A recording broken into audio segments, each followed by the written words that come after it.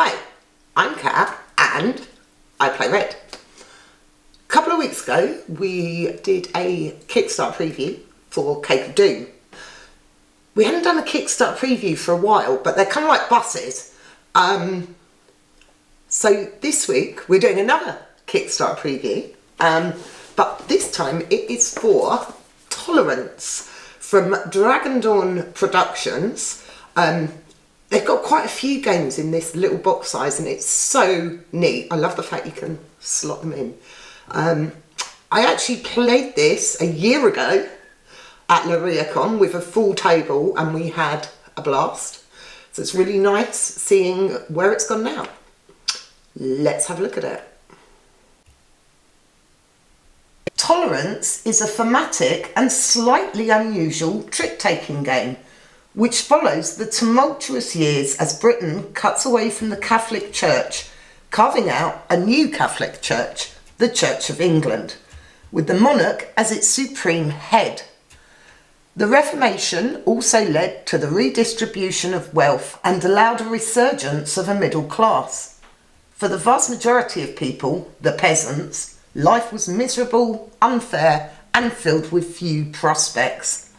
The faith that something better awaited them after the hard toil on earth was a spark of hope. Now let's have a quick rundown on trick-taking games, partly as they always seem to confuse Rob. In short, a player will lead a trick by playing a card. All other players then take turns playing a card. Each player must follow the suit of the leading card if they can. Whoever places the highest card of that suit wins the trick, takes a card and leads the next trick. Now, obviously, this isn't a normal trick-taking game. Tolerance is played over 3 rounds, spanning the reigns of Queen Mary I, Queen Elizabeth I and King James I, with each round covering the reign of one of these 3 influential monarchs. Let's have a look at a card and see what makes Tolerance different to most trick-taking games. So let's find a good example here. In fact, let's put a few out. At the top of the card here, we have the suit and the rank. So we have, let's have a look, we have blue for nobles, red for clergy, yellow for townsfolk, black are peasants, so here we go, where it's kind of green, greeny black for peasants, and grey is the wild suit. We then have their religious affiliation. So we have Catholic with the papal cross, Protestant with the standard cross, and this round circle here means the prevailing religion. During round 1, Mary's reign, all of these prevailing religion cards are considered to be Catholic, like she is. During James's reign here, the prevailing religion will be Protestant. We've then got their piety value and their queen value. Then here we have the effect of the card. So we have the effect and the target. These would take effect when you win a trick and take the cards. So here we're going to collect piety from Protestants. Here we're going to collect taxes actually from all the suits except for red. So these symbols, you'll get used to them as you play the game. In the game you have 14 cards of each of the suits, 13 wild and 3 monarch cards. We've then got our player board here where we have spaces for living and deceased, Catholics, prevailing religion and Protestants, deceased at the bottom. We've got a chart for end of round scoring and then the suit order shown here. We then have our roll cards. Now, because we're showing you how to play this, we have Bertram the Balanced. There are multiples of this if you want to play the simple game. And then on the other side, we've actually got characters with asymmetrical scoring.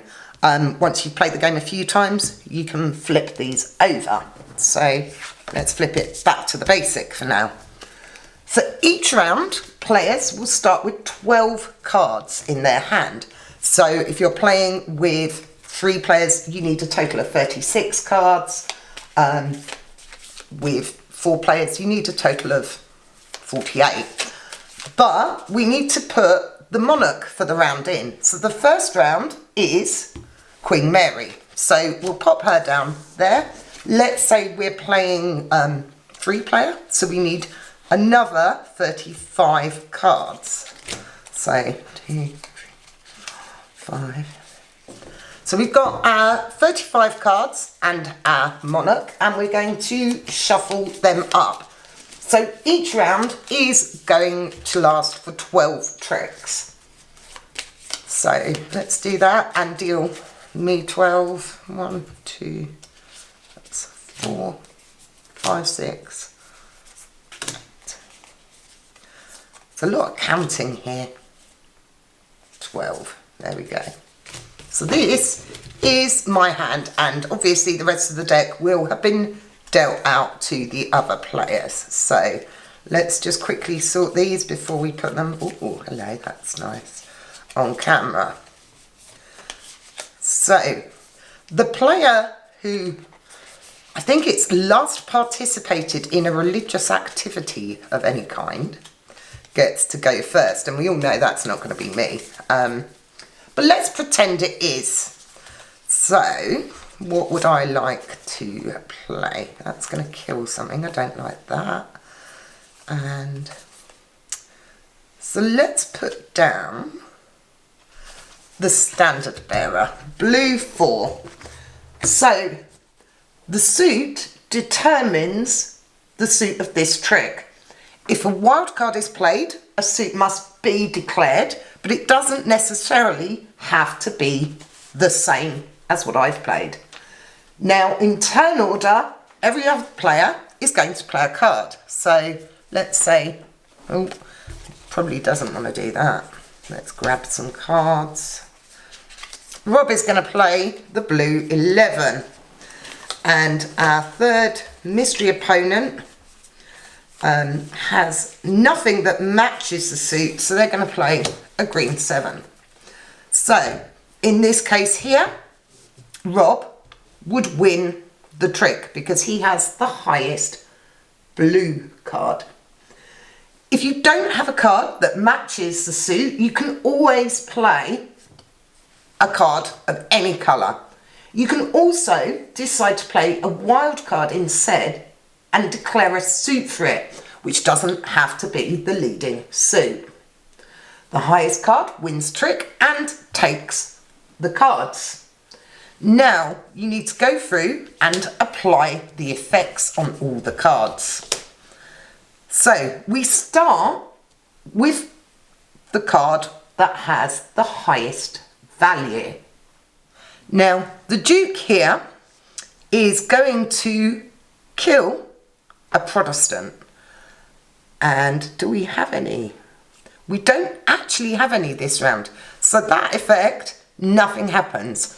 If cards are killing, they cannot kill themselves. If you're collecting tax or piety, they collect from their self, but they can't kill themselves. That would be a bit stupid.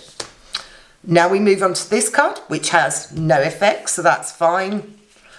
And then this guy here lets us collect taxes from yellow and red. And there's no yellow or red, so that wasn't a particularly good example because nothing happens. However, all 3 of these cards are now living and will go into Rob's player area. So let's get a board out for him. So let's say this is Rob's player board. Now, these are all alive, so we have a living Catholic here. Because it's the reign of Mary the First, anything that has the circle, the prevailing religion, also goes onto that side. So all of those cards go there and are living Catholics that will score him at the end of the round. Once cards from the trick are resolved, that player should lead the next trick. So Rob is going to lead with a wild 12. What suit would you like that to be, Rob? Blue. Blue, nobles. Okay, so it's a blue 12. So I'm going to place a blue 13, and our mystery opponent is going to play a wild 14. So, and they're going to play that as blue. So they would win the trick, which sucks. So let's do this. Now, the monarch effects only take place at the end of the round. So this does nothing for now. The irony being that this guy here is going to kill a Catholic. So he's actually going to kill Queen Mary. So let's put this player mat here. So she is actually a deceased Catholic. And then here, the courier, we collect taxes from yellow and black. And again, we have none. So he's a living Protestant and he is a living Catholic, because although the Queen's dead, we're still living in her era. So play will continue until all players have played all 12 cards in their hand, and they'll have an array of cards, as you can see, except for me, around their player board. So then you'll move to the end of round scoring. Now, I kind of feel like I need some cards. I'm going to take this actually.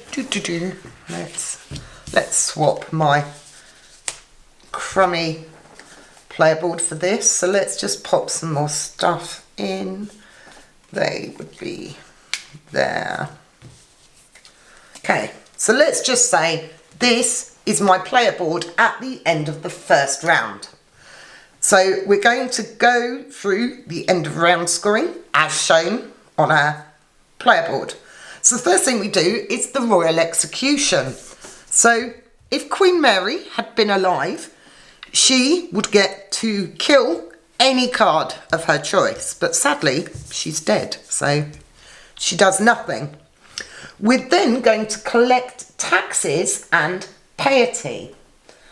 Now you're going to get gold for each card of the preferred type at the end of the round. So we're dealing with Catholics. We have one living Catholic, which gets us 1 gold. So we're going to mark that on our score sheet here. Now we start with 5 gold. I'm going to turn it, I can't do 6 upside down. I now have 6. We're then going to do piety.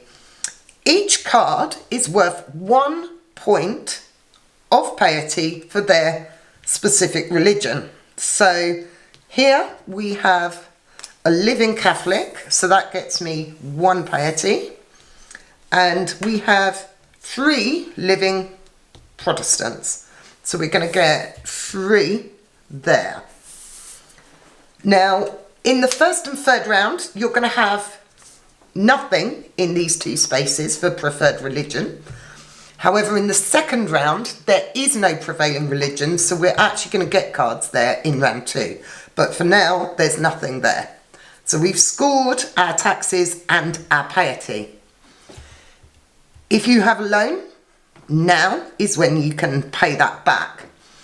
Now, if your gold ever goes below 0, you can take a loan card to bring you back up to 1. They cost 5 coins to pay back, and if you haven't paid them back, they'll give you -3 points at the end of the game. Luckily, I didn't need that. we are then going to score victory points according to our roll card. So the preferred suit for the round is villagers. And I have none, so I don't actually get any points there. Then we have the guild membership. Now, some cards, instead of having an effect, I'll have a look at that, have guild members here. Now, those will score you points potentially for having at least one or having the most. So if I had this guy, let's say, I have at least one guild member, so I'd score 1 point for that. And then I'm going to get 1 point for each deceased Protestant, of which I have none. So that was a pretty ineffective round for me. But you're going to mark your points on the score sheet here. So the suits, your guild members, and any dead people of the appropriate religion, and you're going to get a total for the round. So let's find a sheet that we've worked on. Let's have a look. I'm going to fold that over so we don't get too confused with what's going on. So here, I think that's my writing and it's in red pen, so I'm going to say it is. I got 2 for the suit, 2 for the guild members, and 1 dead person of the appropriate religion. So for a total of 5 for the round. So that's an example of your scoring there. Now, as you're crossing these off and popping them on, every time you reach 10, so let's say I had a total of 10 gold, I can do 10 upside down, I'm going to cross one of these pennants off at the bottom there. And that's important for endgame scoring. So seeing as my last attempt to score was such a failure, we might have cheated a little bit and set up our scoring for the 3rd round for James I. Now, if we look, King James I is here. So the first thing we're going to do is the royal execution. So he can kill any card anywhere. So I want to have a look at what other players have got. If they've got anything valuable, I need to knock that out. So I can kill any card of my choice because I've got the king and he's still alive. The next thing we're going to do is collect taxes and piety. So this is only from your living cards. So we're going to get 3 Protestant piety. So that goes to 6. And we're going to get how many Catholic? 1, 2, 3 Catholic piety. So that goes to 4. Don't forget that due to effects in game, these can go up and down all the time. So we're going to get gold for our preferred type, which is Protestant for this round. So we're going to get 3 there. And then we're going to move on to scoring victory points according to this chart. So we're in James I's reign. So I'm going to get 1 point for every blue card. So we only have 1. So that's 1. And we pop that in there. Guild members. Now I've actually got some guild members. So we have 2 here. So let's say I have at least 1 and I have the most. So that would give me 1 for having at least 1 guild member and 3 points for having the most. So that would be a total of 4 for my guild members. Then each deceased Catholic is worth 1 point. And we have 2. So I'd get 2 points there. So my total for the round would be 7. Once we've finished playing the 3rd round and done the scores, we're going to move to endgame scoring. So we've made up some fake numbers, we're good at that here. And we're going to do our endgame scoring. So we're going to get our total here, let's have a look at all of these, multiplied by the highest pennant we've crossed off. So for my Catholic piety here, I'd get 24 times 2. So I'd get 48 there. My second column, my Protestant piety, I have 8 times 1 because I only crossed the 1 off. So that would be 8. And then the money would be 14 times 2. So that would be 28. Plus my total from the 3 rounds. So, okay, we've only got the 1. So that is 7 total.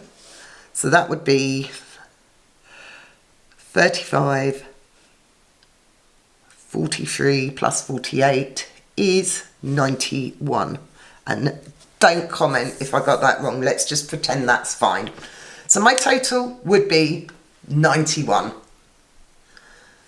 Whoever has the most points is the winner. So the interesting thing about tolerance is all of these effects that can take place. Obviously with a normal trick-taking game, you take your trick, off you go again. Whereas here, you need to think a bit more carefully about what you're placing because you could really mess someone else up, which is nice. So we're going to have a quick look at the effects that can happen at the end of tricks, end of round. So the first thing we have is the royal execution, which we did look at. If the monarch is alive at the end of the game, you're going to kill a card of your choice. So you can either kill something that potentially is going to give you negative points, or you kill something that's going to give your opponents points. So that's your monarch cards. We've then got, let's have a look, collect taxes. So during the round, you can collect money. This might be from specific suits. It might be all the suits. So there is that. So you're going to get coins according to the value shown on the cards. And this is where you need to be careful because although we've got like a 3 here, which is great, we've also got negative values. So you need to watch out for that. We then have collect piety.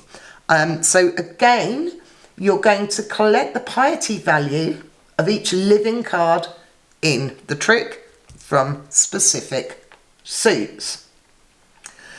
We then have kill, which we looked at briefly. You're going to kill a selected number of cards, selected religion, and all your details are on the side there. We can then condemn cards. So condemning is slightly different. You're actually going to target the specified religion, but it must be the card with the lowest piety.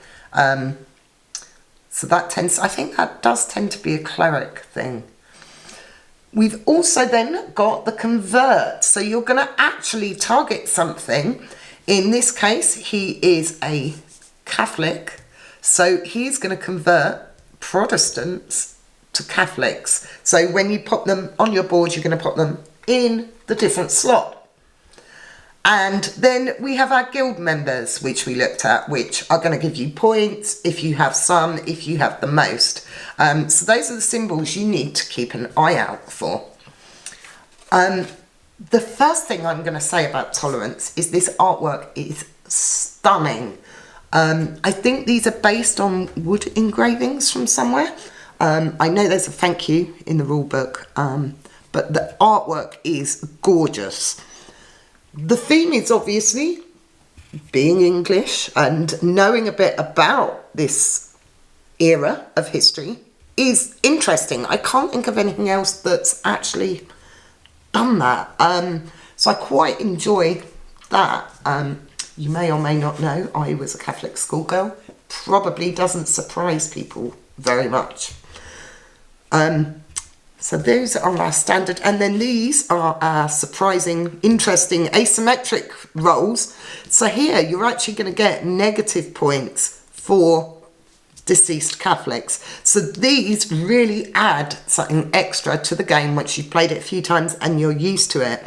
And this is how you can end up messing up your opponents. This actually plays up to 5 players, and it can get quite manic at that point. If you're getting 5 cards because you've won a trick, you've potentially got 5 effects to work through. So you definitely need to keep an eye on what's going in the middle if you want to win that trick, or if you don't, because you're not always. If there's a lot of kill and condemn cards, you don't want that trick. You want to let someone else take it and kill off all their cards. However, if you're short cash, you might want to try and grab some of the collect taxes cards. So the values for your piety and your gold is going to go up and down throughout the entire game, especially with more players. This plays in about 45 minutes. It's very much one that will play quicker once you know what you're doing. If you've got people familiar with trick taking, again, it's going to play that little bit quicker. It's coming up on Kickstarter on the 19th of this month. I'll put a link in the comments below so you can follow the campaign. I really like this box size that Dragon Dawn are doing. It's really nice. It slides in. It's the same size as White Hat, which was another trick taking game from them that was interesting because you had a board you were moving along. So although it is another trick taking game, it's doing something very different to what you'll see anywhere else. Tolerance from Dragon Dawn Productions, coming to Kickstarter, I think Kickstarter and Gamefound on the 19th. I'll put all the links in the description below. Hope you enjoyed this video. Thanks for watching. If you enjoyed it, click like, subscribe, share, and all that gubbins you know by now. Come and say hello on Instagram, Twitter, Facebook at iPlayRed. See you next time. Bye.